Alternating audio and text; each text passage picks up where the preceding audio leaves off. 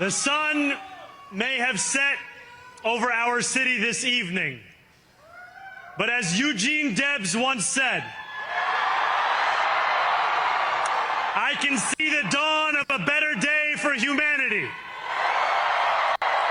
I can't wait for him to become the mayor and then get locked up in endless lawsuits, funding disputes, congressional, like, different types of lockdowns, and then nothing happened.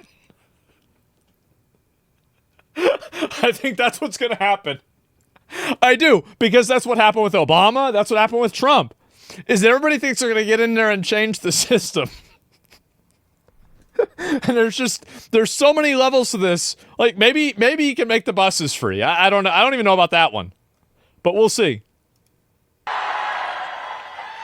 For as long as we can remember, I think they'll get deported. People I don't know about of that. New York have been I wouldn't told expect them to get deported. by the wealthy and the well-connected that power does not belong in their hands. Fingers bruised from lifting boxes on the warehouse floor, palms calloused from delivery bike handlebars, knuckles scarred with kitchen burns. These are not hands that have been allowed to hold power. And yet, over the last 12 months, you have dared to reach for something greater. I think this is a big factor too, is that a lot of his support here is coming from people that are primarily young people who are disaffected and feel like they don't have any sort of control over power. I think definitely that's true. Absolutely. Tonight, against all odds, we have grasped it.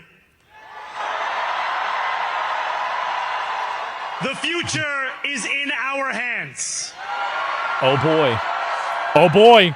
My friends, we have toppled a political dynasty. Yeah, just like Trump. Yeah, exactly. This is the people kicking out the Uniparty. Because again, keep in mind, the guy he was running against was also a Democrat. Like, Cuomo ran as a Democrat, and then he dropped out and ran as an independent to still run in the election. This wasn't like Republican versus Democrat, really. This was establishment, generic Democrat versus new guy Democratic socialist, right? Like extremist Democrat or more extreme Democrat. Come on, to be a plant? Yeah. Cuomo family is a dynasty? Yeah. So is the Bush family. How'd that work out? I wish Andrew Cuomo only the best in private life. Oh.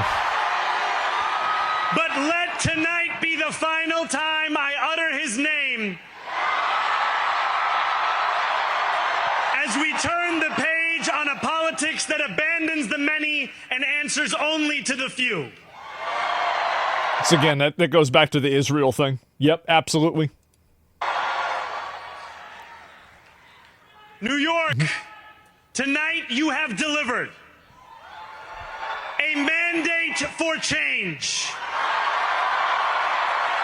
A mandate for a new kind of politics. A mandate for a city we can afford. And a mandate for a government that delivers exactly that. On January 1st, is that whenever he takes office? I will be sworn in as the mayor of New York City. All right. Man, I cannot wait to see I really don't know how this is going to go. Is this going to be like a really great change where everything gets better? Is it going to be like Obama when people think the world is going to change and then nothing happens? Or is everything just going to get so much substantially worse that no Democratic socialist ever gets elected again? Right? Like, I feel like I really don't know what's going to happen with this. Nobody knows? Yeah. And that is because... And I'll admit, I'm kind of excited to see what's going to happen. It's not my city. Go ahead. Yeah. Elect a rapper that, 34-year-old rapper that, he like goes in there, he eats rice with his hands. Yeah, sure. See what happens. I'm going to watch from over here. It's content, yeah. So before I say anything else, I must say this. Thank you. Thank you Mayors can only make life to the worse. next Is that generation right? of New Yorkers who refuse to accept that the promise of a better future was a relic of the past. And again, you go back, and I'll show it again. Where's that graph? You see these graphs, bro. These are not good graphs. Those are graphs that make people vote for democratic socialists. That's what happens. You showed that when politics speaks to you without condescension, we can usher in a new era of leadership. That's true. Yeah. People don't like We being will fight for you patronized. because we are you. Or as we say on Steinway, ana minkum wa ilaykum. No idea what the fuck that means. Thank you to those so often forgotten by the politics of our city who made this movement their own. Yeah. I speak of Yemeni bodega owners and Mexican abuelas. I think people got mad about this part, right? Senegalese taxi drivers and Uzbek nurses. Trinidadian line cooks and Ethiopian aunties. Yes, aunties. That was a real controversy. To every New Yorker in Kensington and Midwood and Hunts Point, know this. Everything but white people? I do think that there's definitely a racial component to it. And I think that the amount of racial awareness that people like Zoran are creating, I think it will be an ultimately bad thing. Because once enough people start doing that, and you're already starting to see this happen, is you're starting to see white people play identity politics too. And I don't think that's going to be a good thing for anybody. Like the focus on, I think, identity politics, playing race games and stuff like this, it is a race to the bottom. It is. And wish they include white people on it. It will ruin the country. Yeah, I think it will cause a lot of big issues, right? Because obviously, like, there are a lot of white people in the country, right? I don't know if they're still the majority in the country, but they're definitely the plurality, right? There's more white people than any other one individual group of people in the country for sure, right? And so if white people start playing identity politics also, it will be very problematic. It will be extremely problematic, and I think it will be bad for everybody. And I don't think anybody, like, it's okay, like, in a general sense, that, like, a population that's, like, an 8% or 15% or something like that is, like, playing identity politics because it's not a huge amount of people, right? But whenever you have everybody playing this game, I think society will not function in the way that it should. And unfortunately, I think that the amount of people that are discussing, bringing up, and, like, you know, trying to, you know, like, oh, Ethiopians and all these other people, and then not mentioning, like, just average, you know, average Jewish people or average white people, right, that also voted for him, which, by the way, many people did, that were just average Jewish and white people. I think doing that is going to create a radicalizing effect. And I think it's already happening. Like, when white people start using identity politics, so many excuse for those who are actually racist to express their anger with justification.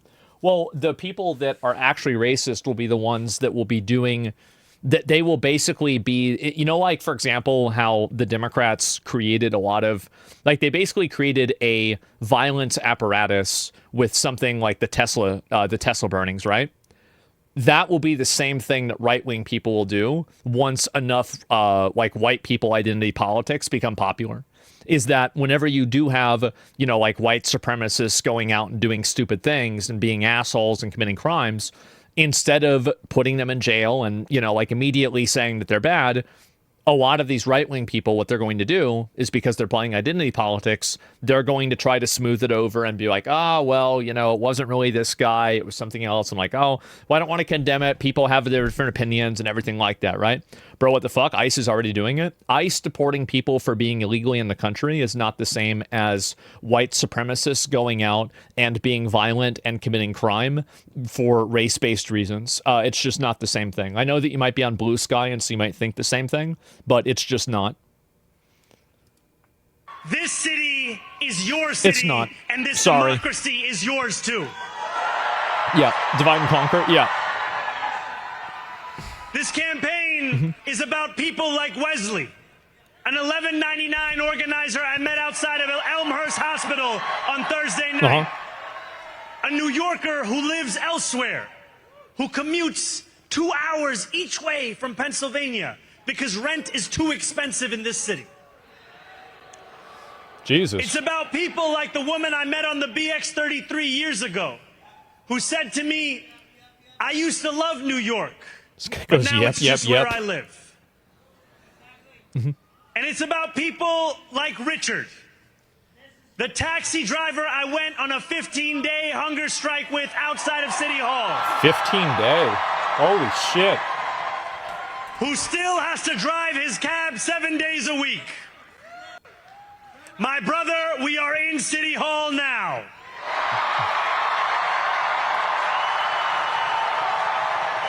Was fake? Yeah, I don't know about that. This victory is for all of them. And it's for all of you. I think that basically this guy, I think he's capitalizing on the same thing that Trump capitalized on. This is basically just the left-wing version of it.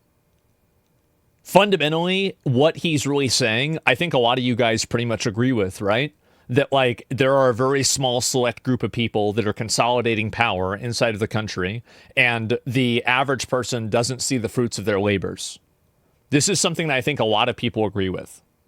Now, you might disagree with his way of solving the problem, but I think that he's correct in diagnosing it. The more than 100,000 volunteers who built this campaign into an unstoppable force. Yeah. Because of you, populist. We will make this city one for sure. that working people can love and live in again. We'll see. With every door knocked, every petition signature earned, and every hard-earned... See, that's the shit that Republicans need to do. They need to go out and push that even harder. Conversation. You eroded the cynicism that has come to define our politics. He hates whites? Oh, I would never vote for... As a white person, I would never vote for this guy. Never. Not in a million years. Even though I agree with him on a lot of these topics, I would never vote for him just very simply because he said he wanted to tax white neighborhoods. No. That's an instant disqualifier from me. I'm a white person. I don't want to have somebody who's going to tax me because of my skin color. That's ridiculous. He never did. He did. Now I know. Just that? Yeah. That I have asked for... Yes, just that. Just that. Absolutely. Much from you over this last year. Time and again, you have answered my calls. But I have one final request. New York City, breathe this moment in. We have held our breath for longer than we know. I do have to say that I do hope that I hope that it doesn't, like, go to shit, if you want me to be honest. I do. I mean, there's a lot of people that live in New York. New York is like, you know, the main city that everybody in the world knows America as. I do hope that it doesn't go to shit.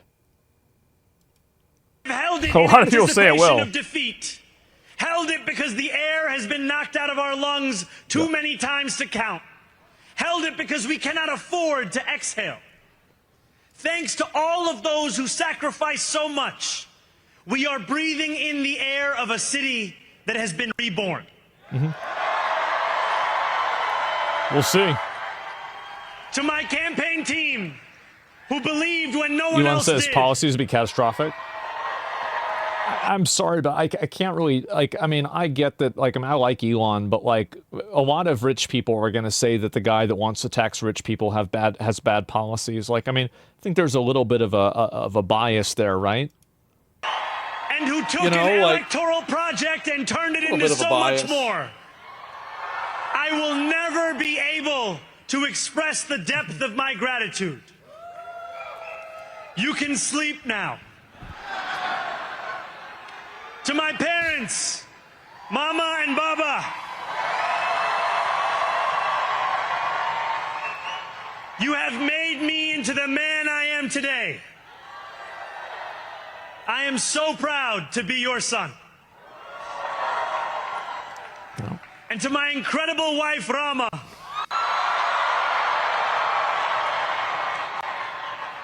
Hayati, there is no one I would rather have by my side in this moment and in every moment. Lucky guy. To every New Yorker, whether you voted for me, for one of my opponents, or felt too disappointed by politics to vote at all, thank you for the opportunity to prove myself worthy of your trust. I will wake each morning with a singular purpose: to make this city better for you than it was the day before. There are many who thought this day would never come. That's again the reason why people voted for him, is not for some fucking like abstract political play or whatever. They want him to make their everyday lives better. A lot of young people voted for him because their life sucks and they want to just change it in whatever way they can. Who feared that we would be condemned only to a future of less, with every Mayors can't do that. consigning us simply to more of the I same. think that there is a very likely outcome that him taking... I think this is... if you want my prediction, we can clip this and go back to it, after he's done being mayor. I think that what's going to happen is that he's going to become the mayor. I think that he will probably get 1 or 2 out of the 10 policies that are like his top 10 passed. I think that he'll look at those kind of as a W. And then otherwise, he'll probably get blocked, sued in lawsuits, in some other form of funding dispute.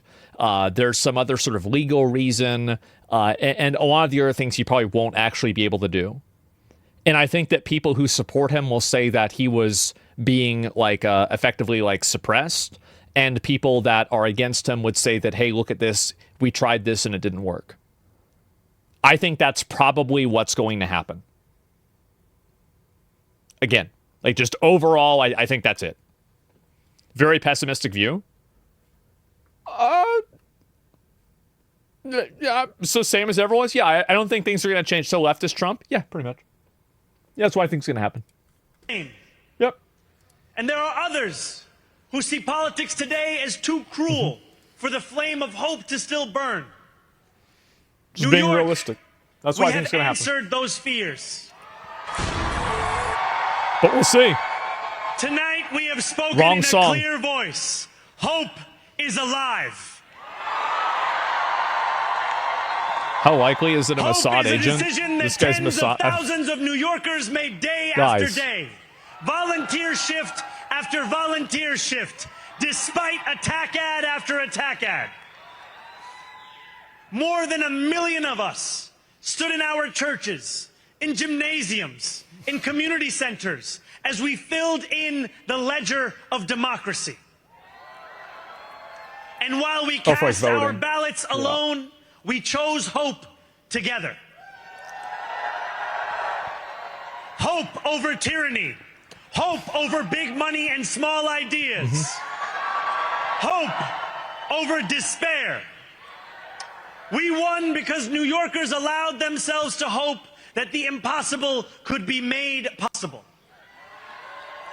Sure. And we won because we insisted that no longer would politics be something that is done to us. Now it is something that we do. I think there's a lot of there's an undertone of this too that is also it's kind of what I said before about young people, where a lot of young people feel like they're disenfranchised from politics because politics is somehow still controlled by baby boomers. And because of that, I think that a lot of young people feel like you have these older politicians that are writing checks that they're never going to have to cash, while young people don't have any power. So there's a lot of people that voted for this guy, absolutely, because one of the big reasons why is because he's a lot younger. If this guy was, let's say, 70 years old, I don't think he would have gotten the same motion that he did. Now, he might have still won, and it might have been differently successful, but I don't think it would have been the same type of success. And I think this type of success was driven also by the fact that it is one of the first times where a very young person like this has taken office in an area. What do you consider young people? In politics, under 50. In in politics, under 50. Standing before you, I think of the words of Jawaharlal Nehru. A moment comes but rarely in history when we step out from the old to the new, when an age ends and when the soul of a nation long suppressed finds utterance. Tonight we have stepped out from the old into the new. You guys have to admit, if none of these policies actually go through for whatever reason, this speech is going to look pretty bad. So let us speak now with clarity and conviction that cannot be misunderstood about what this new age will deliver and for whom. This will be an age where New Yorkers expect from their leaders a bold vision of what we will achieve, rather than a list of excuses for what we are too timid to attempt. Yep, see? It's exactly, that's what people are mad about, for sure. Central to that vision will be the most ambitious agenda to tackle the cost of living crisis that this city has seen since the days of Fiorella LaGuardia. See how many people are cheering for that? An agenda that will freeze the rents for more than 2 million rent-stabilized tenants. Make buses fast and free. I agree with making buses free. I don't agree with why he wants to make them free. I hate the idea that you want to make buses free because people will be criminals and they'll commit crime if they aren't free. I think that is like such a horrible mentality to have, but I do think I'd be fine with public transportation being free. Does that make sense? The logic behind it. Free but safe? Yeah, exactly. They shouldn't be free? I mean, I don't know. I think they should. I mean, we could just, could just pay for it. It can't run for free? Well, obviously not. You pay taxes. Like, people pay taxes, and that's the way you do it. And obviously deliver universal child care across our city. That'd be a lot.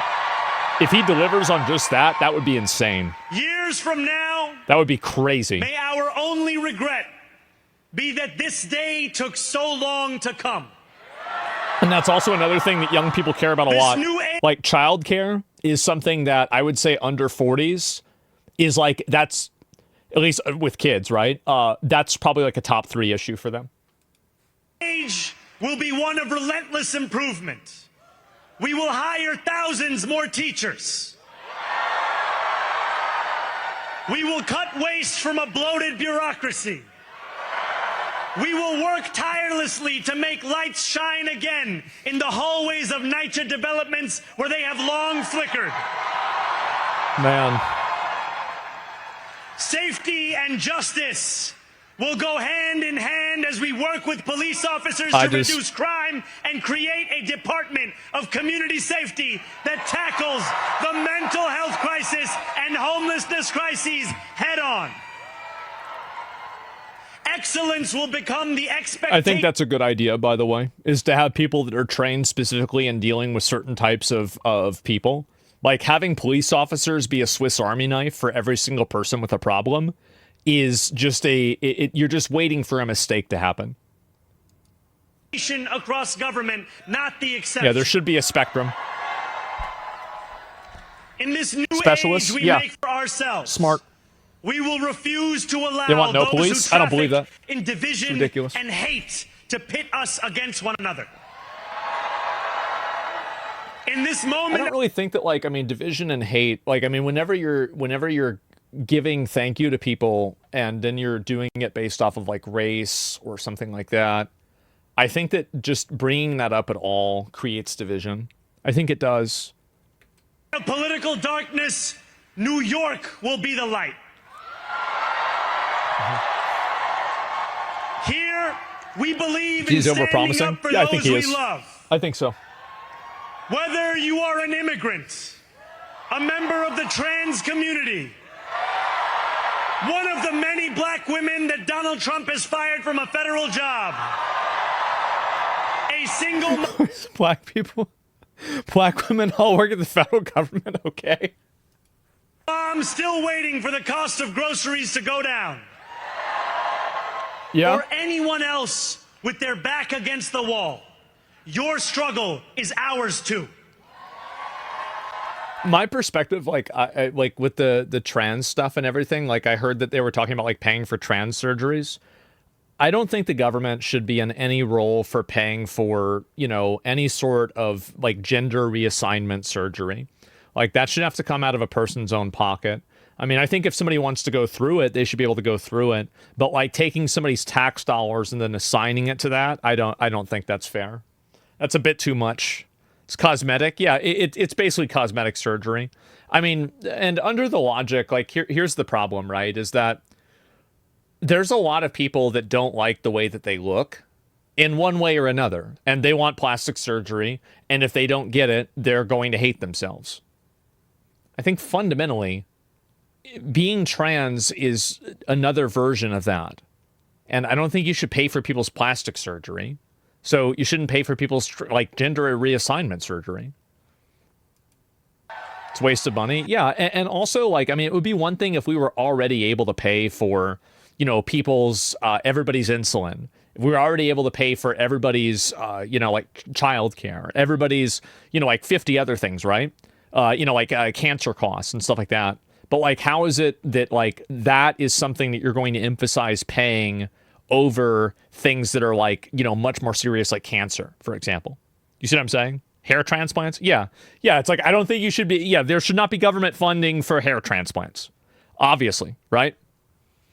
You could for insulin. It's actually, it's not actually expensive. Yeah. Well, I'd be okay with that. But like, my point is that gender reassignment surgery being paid for by the government is like at the very bottom of the totem pole for like universal free healthcare. Like you've got to go through, you know, pediatric care, you know, pregnancy care. You've got to go through elder care. You've got to go through cancer care. And if you go through all of those and you still have some money left over, then maybe we can talk about it. But that should definitely not be at the top of the list. Totally illogical. And we will build a city hall. Oh, that's more expensive? Steadfast. Yeah, I know. Alongside Jewish New Yorkers and does not waver in the fight against the scourge of anti-Semitism. Where the more than 1 million Muslims know that they belong. Not just in the 5 boroughs of this city, but in the halls of power.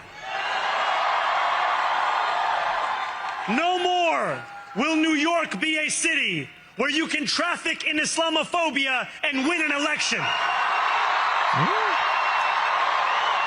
I think this will definitely radicalize people. This type of language will, for sure. Because, like, you can't go and shout out, you know, Jews and Muslims and not say anything about Christianity and then imply that you're not going to be able to win because of Islamophobia. You are absolutely going to radicalize people with stuff like this. 100%. Or atheists? Yeah.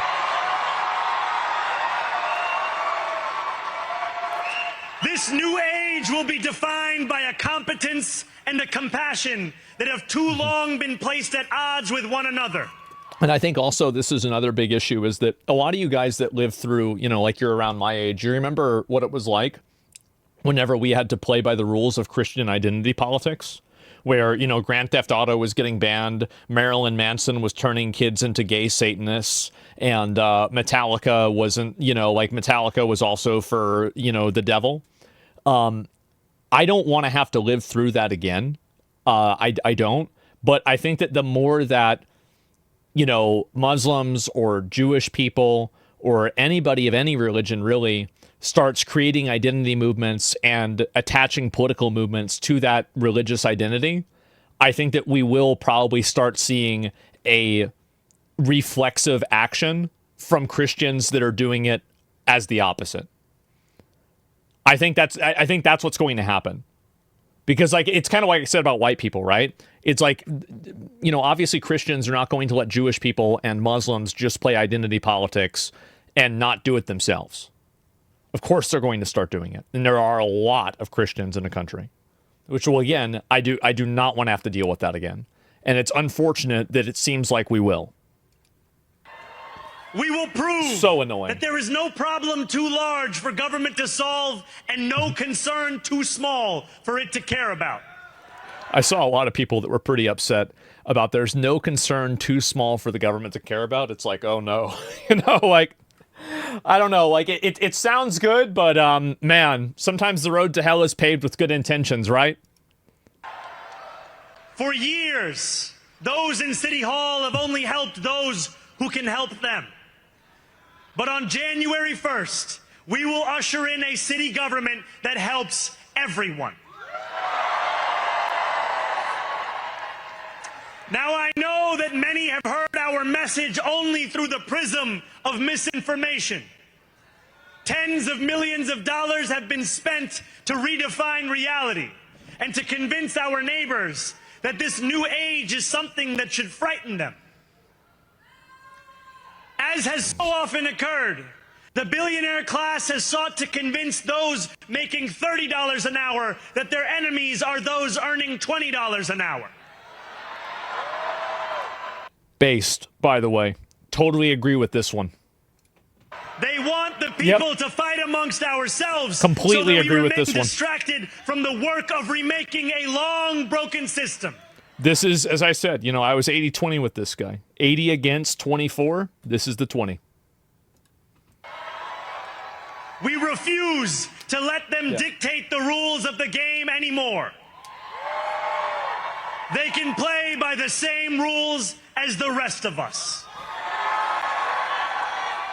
The real enemies are making $5 an hour. We will usher in the illegals, a generation of change. And if we embrace this brave new course, rather than fleeing from it, we can respond to oligarchy and authoritarianism with the strength it fears, not the appeasement it craves.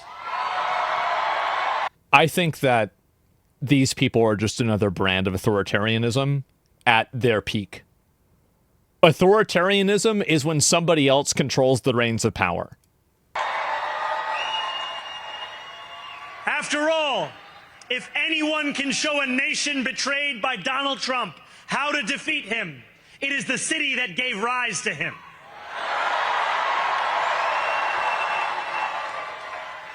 And if there is any way to terrify a despot, it is by dismantling the very conditions that allowed him to accumulate power.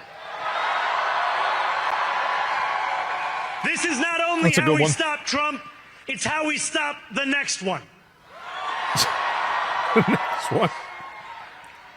See, I like that you said that, because that's the one you're really going to have to worry about. I think that there's a lot of conservatives and people that are Republicans that are angry at Trump for not being more extreme. Like, you definitely have some people that are like, oh my God, the raids are too much. They're too bad. You shouldn't do mass deportations. But you have some other people.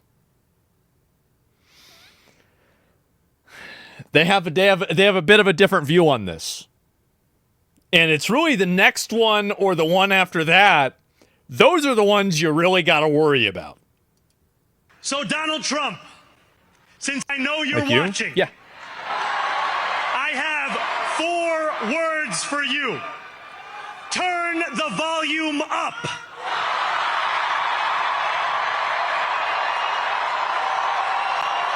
That's clever.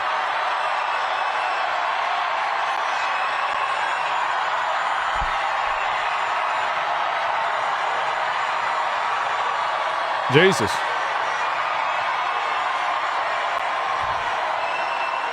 We will hold bad landlords to account because the Donald Trumps of our city have grown far too comfortable taking advantage of their tenants.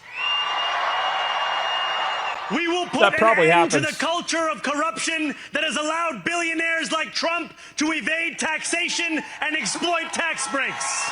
I don't know how you're going to do that as a mayor. Like, I'm sorry. Like, I like the idea of this. This sounds really good, but I don't know how a mayor of New York is going to do this. I don't. We will stand alongside unions and expand labor protections because we know, just as Donald Trump does, that when working people have ironclad rights, the bosses who seek to extort them become very small indeed. New York will remain a city of immigrants, a city built by immigrants, powered by immigrants, and as of tonight, led by an immigrant. That was a good one.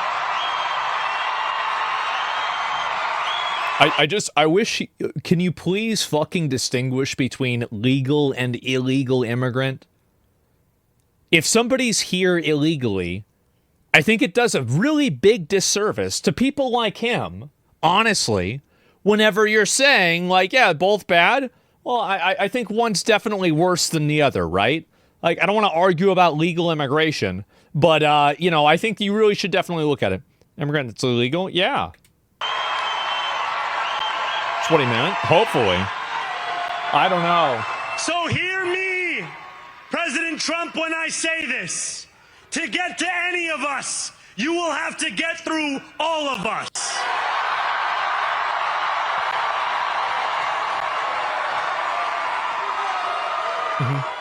When we enter City Hall in 58 days, expectations will be high. Only 58 days left in a year? We will meet them. All right. I'm ready to see once this. Said that while you campaign in poetry, you govern in prose. If that must be true, let the prose we write still rhyme, and let us build a shining city for all. And we must chart a new path, as bold as the one we have already traveled. After all, the conventional wisdom would tell you that I am far from the perfect candidate. I am young, despite my best efforts to grow older. I am Muslim. I am a democratic socialist. That's what gets the cheers. And most damning of all, I refuse to apologize for any of this. That it? And yet, if tonight teaches us anything, it is that convention has held us back. Okay. Wait a sec. Wait. Let me pause. Let me go back. Overall, I think that was a pretty good speech. It was. I think he did a really great job. Like, in terms of, like, delivering it and everything, and everybody was going along with it, I thought it was really good. He did a great job. I didn't agree with a lot of it, but he's a good talker. He is. He's a great talker. And, yeah, it's clever. And, he's charismatic. Yeah, he does a pretty good job. People have lost their minds. Yeah, of course people have lost their minds because they don't have any fucking money. They don't have any fucking money. They feel like they're being ignored by the political system, and they don't see any light at the end of the tunnel. So, yeah, of course they're fucking mad. Absolutely they are. 100%. I don't agree with a lot of policies, but to be honest, he's based. I don't dislike him. I dislike a lot of things. Like, disliking a person, I generally try to avoid. I just look at, like, what different things people are, like, doing or not doing. Trump got elected for the same reason. Yeah, I think this guy is basically like a miniature left-wing version of Trump. I think that if you did a Venn diagram of the people that get motivated to vote for somebody like Trump and the people that get motivated to vote for somebody like Zoran, I think that would be a much closer circle than you would imagine. Or those circles would be much closer than you would imagine. I do. I think that this is actually very similar. You saw Mandami block Hassan from entering? Well, I think that was a mistake, but I'm not sure. The mirror opposite? Yeah. And I do. Because, and again, the reason why, false? Okay. All right. Think whatever you want. I don't need to. I don't like convincing people. But I'll just explain it like this. This guy, voting for this guy is like saying fuck you to every single person that has been in office, that is in office, and all of the policies that currently exist. It's a big fuck you. The same as Trump was. People that are disaffected, that feel like the government doesn't care about them, and they want to be represented, they will go after guys like this or guys like Trump, and they will go with them. It's not that much different. It's a different flavor, but they're both ice cream. That's all I'm saying. I know people might not want to hear that, but in time, people will realize.